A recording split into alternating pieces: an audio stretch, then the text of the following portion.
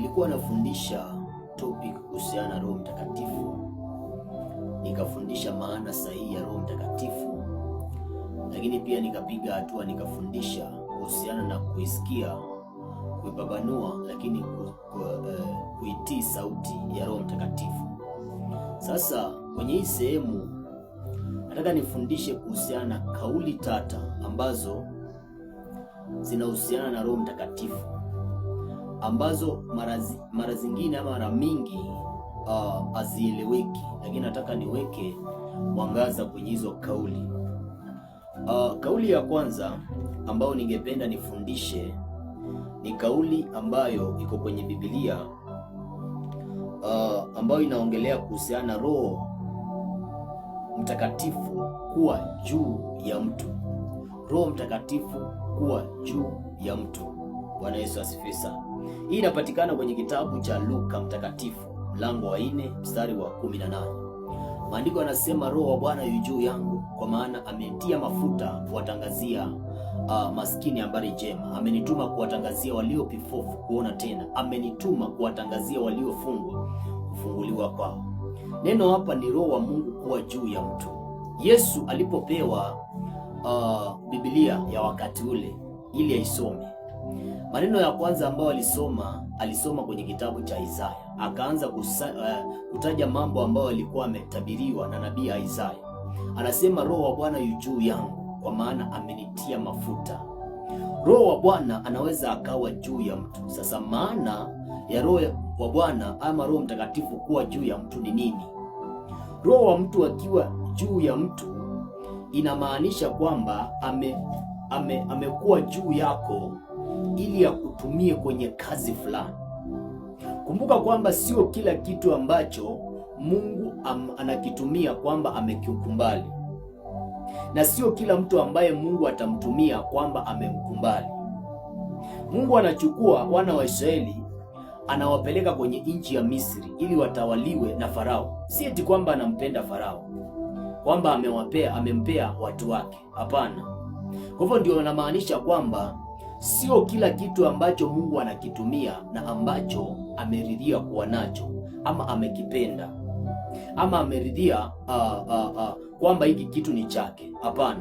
Kwa hivyo mtu ama watu wengi, Roho wa Bwana anaweza akawa juu yako ikiwa na maana kwamba Mungu anataka akutumie kwa kipindi kile.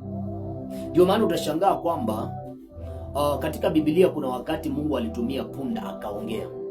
Haimaanishi kwamba alikuwa amejenga namna ya kuwa punda ndio atakuwa anaongea, ama alikuwa amekumbalia punda kwamba ndiye atakuwa anamtumia katika kuongea. Hapana, alikuwa anamtumia kwa kipindi kile, kwa sababu hakukuwa na namna nyingine. Kuna mchawi ambaye alikuwa anaitwa Balaamu katika Biblia. Sasa nikurudishe kwenye story. Yule mchawi alikuwa ametumwa na Balaki, mfalme wa Moabu, ili aende alaani wa Israeli. Lakini alipokuwa anapiga hatua akazuiliwa na malaika. Ikawa yule mchawi hawezi kuona malaika, lakini punda mwenyewe anaona malaika. Kwa hivyo yule punda Mungu akamtumia akaongea, akamwambia hauwezi ukalaani taifa la Israeli. Bwana Yesu asifiwe sana. Yale maneno ambayo unaonanga kwenye Biblia ambao wanasema ya kwamba hakuna uchawi katika Yakobo na wala uganga katika Israeli, tujue yale maneno yalitamkwa na mchawi na mganga ambaye anaitwa Balaamu, baada ya kuwa amerusha laana ikawa imezuilika kabisa. Punda hapa hajatumiwa kwa sababu Mungu alikuwa ameridhia kuwa anamtumia. Hapana, alikuwa anamtumia ili kupitisha ujumbe fulani. Kuna wakati Yesu alikuwa anaingia Yerusalemu, alikuwa anaingia kwenye mji wa Yerusalemu. Maandiko yanasema ya kwamba wanafunzi wake wakawa wanapiga kelele sana. Watu waliokuwa pale wakasema kwamba wanyamazishe wanafunzi wako. Yesu akawaambia, kama hawa wakinyamaza, mawe itayaamuru yaanze kupiga kelele. Yesu alikuwa na uwezo, na hata leo ako na uwezo wa kuamuru mawe yapige kelele, kama itakotokea kwamba watumishi wa Mungu na watu ambao wamewapea kazi ya kupiga kelele hawapo tena. Bwana Yesu asifiwe sana. Lakini haimaanishi kwamba mawe ameridhia kwamba ndio atakuwa anayatumia ama amependezwa nao kuwa ndio atakuwa anaongea. Hapana. Mungu anaweza akatumia chochote, lakini haimaanishi kwamba ameridhia kwamba hicho kitu ndio atakuwa anakitumia kwenye maisha. Ndio maana unaposikia kauli ambayo inasema kwamba Roho wa Bwana yu juu yangu, ujue kwamba inamaanisha kwamba ako juu yako ama ako juu ya mtu ili yule mtu atumike. Maandiko yanasema Roho wa Bwana yu juu yangu kwa maana amenitia mafuta ili kuwatangazia maskini habari njema. Mara zingine watu ambao Roho wa Bwana anakuwa juu yao ni watu ambao hawajaokoka, ni watu ambao hawajampokea Yesu, lakini kwa wakati ule ndio watu ambao Mungu anaweza akawatumia tu peke yao. Ndio maana Roho wa Mungu atakaa juu yao na sio ndani yao. Bwana Yesu asifiwe sana. Hiyo ni kauli ya kwanza katika kitabu kile cha Yohana mlango wa 14 na mstari wa 16. Maandiko yanasema ya kwamba huyo ndio Roho wa Bwana ambaye ulimwengu hauwezi kumtambua kwa maana haumuoni na wala hawezi kumtambua. Hapo nyuma kidogo kwenye mstari wa 16 maandiko yanasema ya kwamba atakaa ndani yenu, atakaa pamoja na ninyi. Kwa hivyo Roho Mtakatifu wa Bwana kuna wakati anaweza kuwa juu ya mtu lakini akawa ndani ya mtu. Na kufundisha kuhusiana na kauli ya Roho Mtakatifu kuwa juu ya mtu, inamaanisha kwamba mara nyingi Roho Mtakatifu anaweza akawa juu ya mtu akamtumia, lakini si eti kwamba ameridhia kuwa na yeye. Ndio maana utaona kwenye kile kitabu cha Mathayo mlango wa 7 na mstari wa 22 maandiko yanasema ya kwamba kuna watu ambao watamwendea Yesu, wamwambie Yesu, tulitoa pepo kwa jina lako, tulitabiri kwa jina lako, lakini Yesu atawaambia, ondokeni hapa kwa maana mimi sikuwajua. Walitumika na Roho Mtakatifu lakini hawakuwa wameokoka. Ina maana Roho Mtakatifu hakuwa ndani yao. Maana Roho Mtakatifu kuwa ndani ya mtu inamaanisha yule mtu ameokoka na ako na alama ya kwenda mbinguni. Ndio maana maandiko kwenye kitabu cha Waefeso mlango wa 4 na mstari wa 30 maandiko yanasema ya kwamba Roho Mtakatifu ndiye anatutia muhuri. Roho Mtakatifu anasema kwenye kitabu maandiko yanasema msimhuzunishe Roho Mtakatifu ambaye kwake yeye mlitiwa muhuri hata siku ya ukombozi.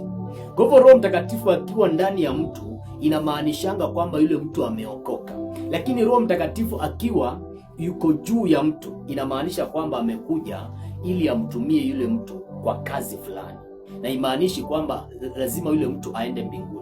Ndio maana utaona kwamba kwenye kile kitabu cha Kutoka mlango wa 17 mstari wa 5 na 7 Musa anaambiwa na Mungu agonge mawe ili atoe maji. Sasa akayapiga yale mawe kwa ile fimbo yake yakatoa maji. Lakini mara ya pili kwenye kitabu cha Hesabu mlango wa 20 na mstari wa 11 maandiko anasema ya kwamba sasa Mungu akamwambia Musa, enenda ukaongeleshe mwamba ili utoe maji. Mawe ya kwanza ameambiwa ayagonge kwa sababu ni jambali ya kawaida, ni mawe ya kawaida. Lakini mawe ya pili ulikuwa ni mwamba ambao ni Kristo. Kwa hivyo akaambiwa enda uongeleshe. Musa kwa kiburi chake na kwa sababu alikuwa wakati ule amekasirishwa na wana wa Israeli kwa sababu alikuwa anamuitisha maji, maandiko anasema ya kwamba akaenda akaupiga ule mwamba. Maji yalitoka kwenye ule mwamba, lakini haimaanishi kwamba alikuwa na relationship ya karibu na Mungu kuhusiana na kile ambacho alikifanya. Kuna wakati mwingine mtu atafanya kitu kifanyike si kwa sababu yake, si kwa sababu Mungu amependezwa kwamba umefanya ile kazi, lakini kwa sababu ya watu ambao wamekuzunguka. Hapo ndipo mara nyingi Roho Mtakatifu anaweza kukaa juu ya mtu ili ahudumie watu wengine. Si eti kwamba yule mtu ameokoka, lakini hajaokoka, ila Mungu ameamua mtumie ili mtu fulani asaidike. Ndio maana kuna watu ambao watamwendea Yesu wamwambie, Yesu, tulitoa mapepo. Kuna jamaa tulimtoa mapepo ile nyumba ya 3, lakini Yesu anawaambia siwajui. Mtu mwingine anakuja anasema tulitabiri kwa jina lako, lakini Yesu asisema mimi sikuwajua. Ina maana Roho wa Bwana alikuwa juu ya yule mtu, lakini yule mtu hakuwa ameokoka. Roho wa Bwana kuwa juu yako haimaanishi kwamba umeokoka. Tafuta sana Roho Mtakatifu akae ndani yako, maana hapo ndio atafunga kuwa alama ambao ni ile alama ambao itakufanya uende mbinguni. Bwana Yesu asifiwe sana. Hiyo ni kauli ya kwanza ambao nimeifundisha. Nataka niingie kwenye kauli ya pili ambapo ni kauli ambayo inasema Roho wa Bwana kuwa ndani ya mtu. Nadhani nimeinguzia kidogo, lakini kwenye sehemu ya pili tupanane pale. Kwa jina la Yesu.